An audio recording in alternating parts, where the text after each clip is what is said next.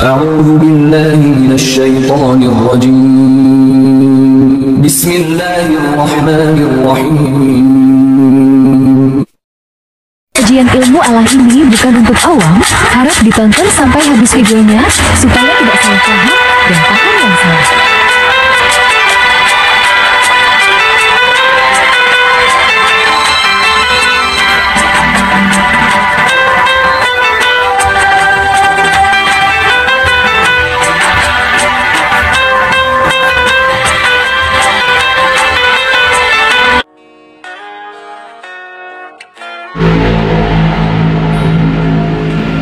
Assalamualaikum warahmatullahi wabarakatuh. Berjumpa kembali bersama saya di Kajian Ilmu Allah. Kali ini saya mencoba masih dalam tema penyaksian ya. Jadi apa namanya? Kalau saksi itu tidak menyaksikan apa-apa, apakah dia boleh dipanggil sebagai seorang saksi?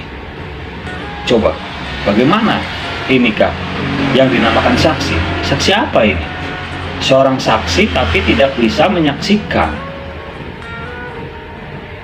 Saksi itu kalau tidak disaksikan berarti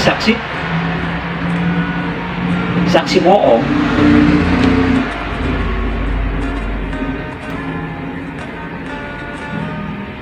Apalagi kalau dia tidak menyaksikan.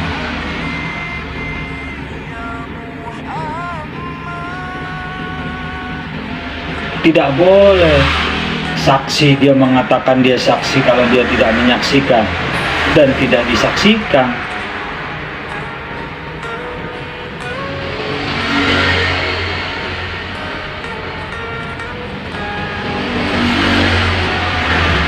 Harus disaksikan.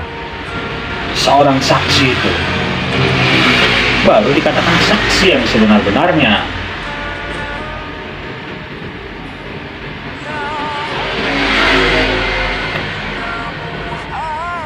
Jadi kan saksi itu kan harus disaksikan supaya bersaksi, baru dikatakan saksi sebagai saksi. Kan seperti itu, bro.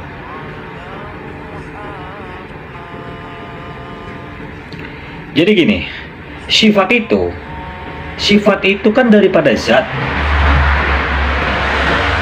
Yang menyaksikan sifat ini siapa?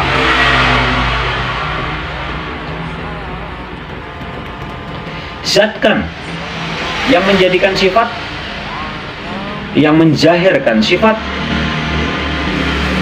yang menyatakan sifat,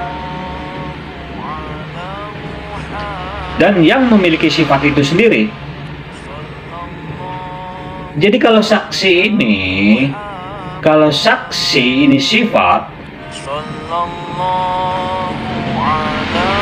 kalau sifat ini mau bersaksi, kalau sifat mau bersaksi, kalau sifat mau jadi saksi, harus disaksikan zat. Kan seperti itu.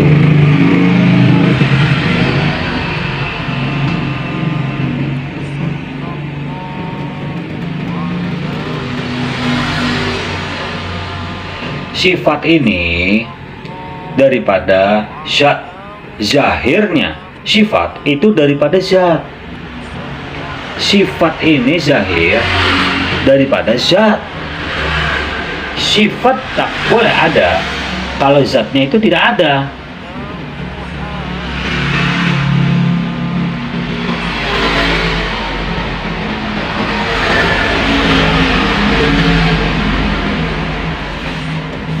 Jadi gini, gula itu tidak akan pernah ada kalau tidak ada manis.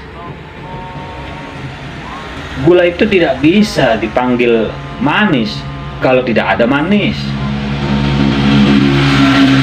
Gula tidak terasa manis kalau manis itu tidak ada pada gula. Ini supaya paham, nanti masuk dalam kajian. Harus ada manis di gula itu, baru gula itu dipanggil manis, kan seperti itu. Jadi yang menzahirkan manis ini itu siapa? Gula kan? Gula yang menzahirkan manis, yang mewujudkan manis itu gula. Manis ini wujud pada gula, karena manis ini tidak pernah wujud, tidak ada rupanya. Manis ini tidak bisa dijelaskan, manis ini tidak bisa dirasa, manis ini tidak ada wujudnya, ya kan? Dia bertempat di gula, bisa di buah-buahan kayak jambu, tebu, buah jeruk, buah anggur, buah apel, buah apalah, yang penting yang terasa ada manisnya itu, ya kan? Kan manisnya buah-buah ini kan berbeda-beda pastinya.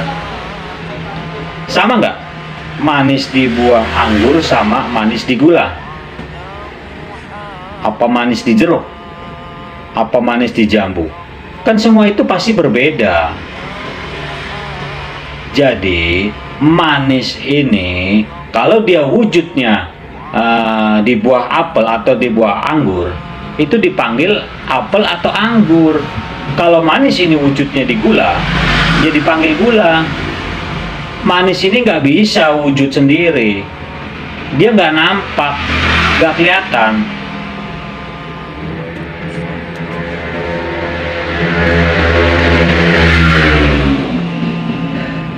Jadi gini, jadi kalau manis wujud pada gula, barulah nyata manis itu, baru ada manis itu, baru kelihatan manis itu, baru boleh dirasa manis itu, kan seperti itu.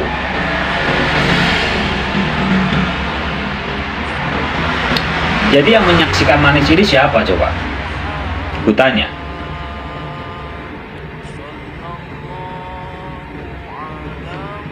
Yang menyaksikan manis, yang menyatakan manis, yang bersaksi manis itu, yang bersaksi manis itu siapa? Hah? Gula. Yang menyatakan dan mengatakan manis itu, yang menyebut manis itu gula. Kan seperti itu. Manis tidak bisa berkata-kata, manis tidak bersuara, manis tidak berjirim, manis itu tidak berjisim. Pernah nggak? Pernah nggak kalian berjumpa manis atau melihat manis? Hah? Nggak pernah kan? Sampai kapanpun, sampai akhir hayat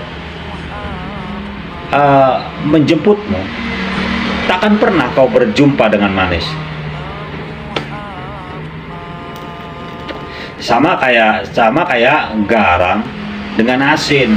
Jadi jasad asin itu garam. Kalau kalian mau mengambil garam, apanya yang diambil? Kalau di laut nih, misalkan, kalau mau mengambil garam, ambil apanya? Ambil airnya lah, ya kan? Tidak akan ada garam itu kalau kau tidak ambil airnya. Ada nggak garam di laut? Ya kan? Jadi sama aja, kalau mau menyaksikan garam, ambil airnya. Hilang airnya, nyata garam. Kan seperti itu pembelajarannya, pemahamannya, supaya benar-benar paham. Jadi akhirnya kan wujud asin di situ.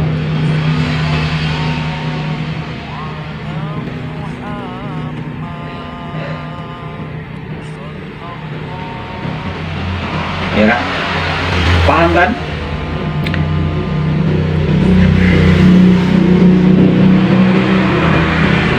Karena apa? Karena garam itu satu dengan air laut.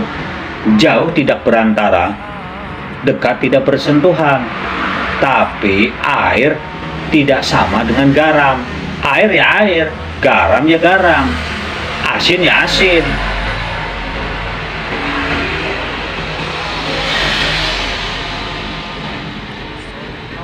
Sama nggak? Apa namanya asin dengan garam itu? Sama nggak garam itu dengan air? Kan pasti berbeda.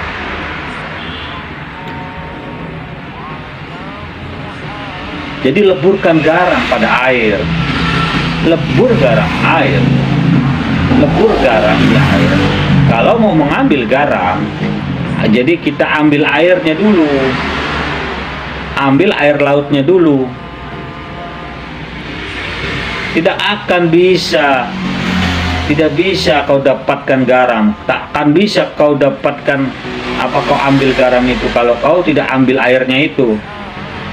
Coba kalian pergi ke ambil garam di laut. Jadi garam itu tersembunyi di air. Kan seperti itu kaidahnya. Mengandungi asin.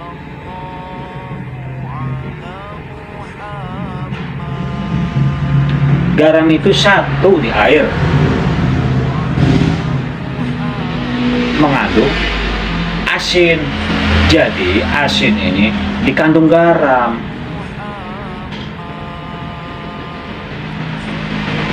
Garam satu dengan air laut, artinya kan seperti itu. Nah, kalau sudah paham di sini, kita masukkan dalam kajian.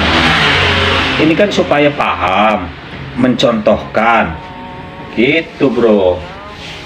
Jadi zat itu satu dengan sifatnya, jauh tak berantara, dekat tak bersentuhan, seperti itu. Kau tidak akan pernah berjumpa dengan zat, tidak akan bisa, tidak akan mungkin kau berjumpa dengan zat. Zat itu tidak berwujud, tidak ada rupanya, tidak ada bekasnya, tidak ada bunyinya, tidak bisa dirasakan zat itu. Coba, yang mewujudkan zat ini siapa? Kutanya. Sifat zat itulah yang mewujudkan zat. Kan seperti itu. Keadaan, keadaan zat itu, sifat zat itulah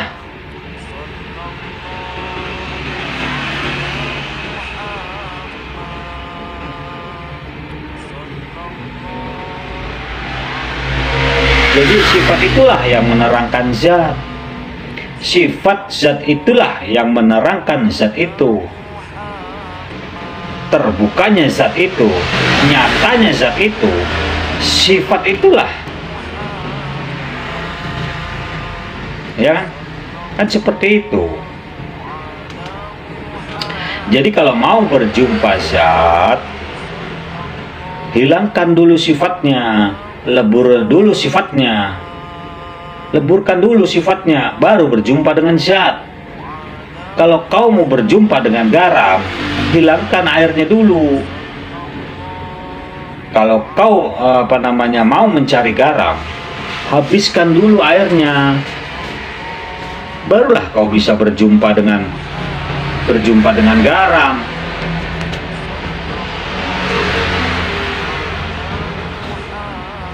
Paham sampai di sini?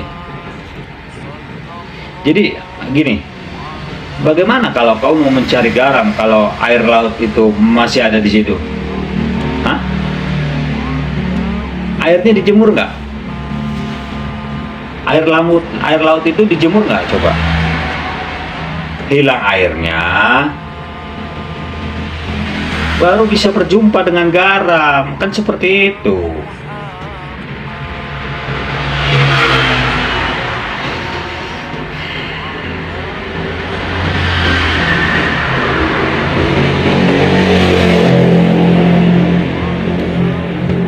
Jadi kalau mau cari asin, ambil air laut, hilangkan airnya, jumpa dengan garam, kan seperti itu bro, ya kan? Jadi kalau mau cari asin itu ambil garam, pusing ya.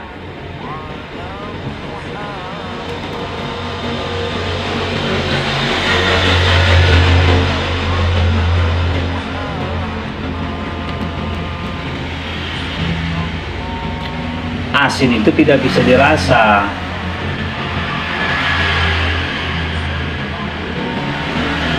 Kenapa asin? Apa namanya? Kenapa asin itu tidak bisa dirasa? Asin itu rasa. Asin itu rasa. Manis itu rasa. Pahit itu rasa. Nah, ya kan? Sampai di sini paham?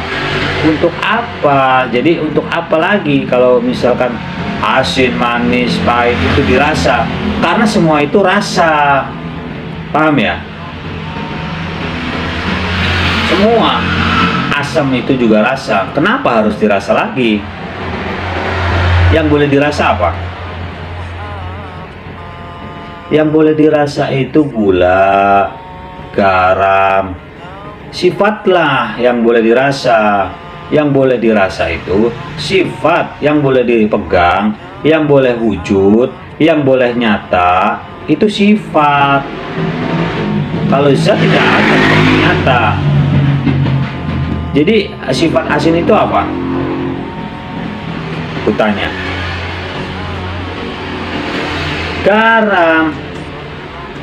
Karena asin itu zat, tidak tampak, tidak kelihatan, tidak terlihat. Asin itu zat. Jadi sekali lagi ya aku ulang, yang ada rasanya itu garam, gula.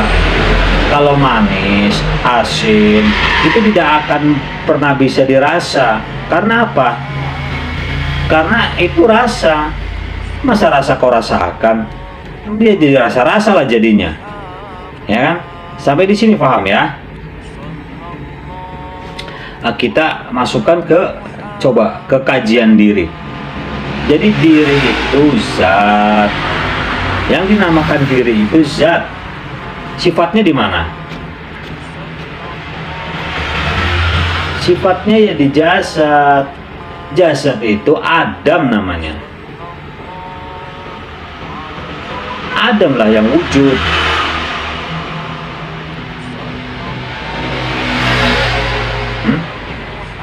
Adam yang kelihatan.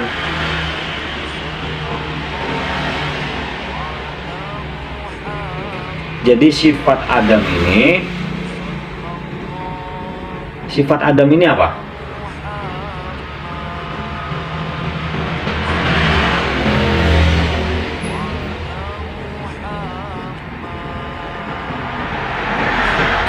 Adam ini sifat Muhammad. Adam ini af'al Muhammad.